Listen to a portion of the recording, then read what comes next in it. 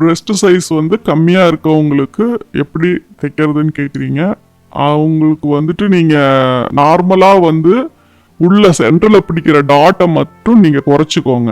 ஏன்னா அந்த டாட் பெருசாக உங்களுக்கு கப் ஷேப்பில் வந்து லூஸ் வரும்.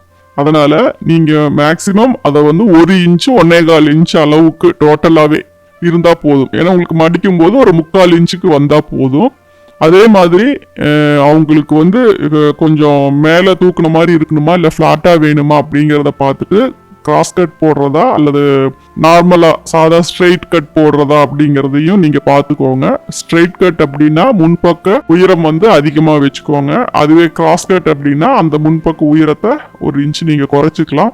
சைடில் அதே மாதிரி தான் கப் ஷேப் வந்து ஷார்ப்பாக வேணும் அப்படின்னு கேட்டாங்க அப்படின்னா 3 இன்ச்சு அல்லது 3.5 இன்ச்சு கூட சைடில் உயரம் வச்சுக்கலாம்.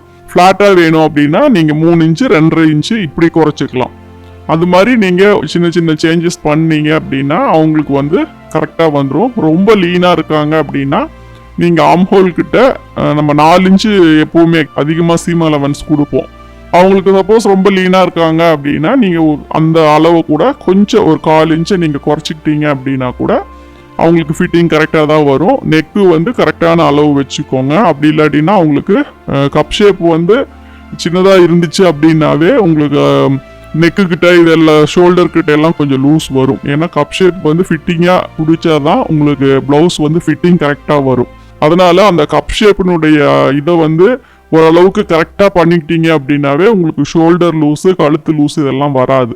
அதனால முடிஞ்ச வரைக்கும் அதில் என்ன சேஞ்ச் பண்ணணுமோ அதுக்கு தகுந்த மாதிரி நீங்கள் பார்த்துக்கோங்க. நம்ம சேனலை சப்ஸ்கிரைப் பண்ணாதவங்க சப்ஸ்கிரைப் பண்ணிக்கோங்க. பக்கத்தில் இருக்க பெல் சிம்பிளை ப்ரெஸ் பண்ணிட்டீங்க அப்படின்னா உங்களுக்கு வீடியோஸ் போடும்போது எல்லாமே உங்களுக்கு நோட்டிஃபிகேஷன் வரும். நீங்கள் வந்து எந்த ஒரு வீடியோஸுமே மிஸ் பண்ணாமல் பார்க்கலாம். இது ஏன் எல்லா இதுலேயும் சொல்கிறேன் அப்படின்னா புதுசாக வர சப்ஸ்கிரைபருக்கெல்லாம் புரியாது. ஏன்னா நான் இப்போ ஒவ்வொரு கொஸ்டின் ஆன்சருக்கும் நீங்கள் கேட்கறதுக்கு நான் ஆன்சர் பண்ணி இருப்பேன். நீங்கள் அதை கவனிக்காமல் விட்டுட்டீங்க அப்படின்னா மறுபடியும் அதை கொஸ்டினாவே மறுபடியும் கேட்குறாங்க. அதனால நோட்டிஃபிகேஷன் வந்துருச்சு அப்படின்னாவே ஆட்டோமேட்டிக்காக உங்களுடைய வீடியோஸை வந்து நீங்கள் ஓப்பன் பண்ணி நீங்கள் பார்த்துக்கலாம்.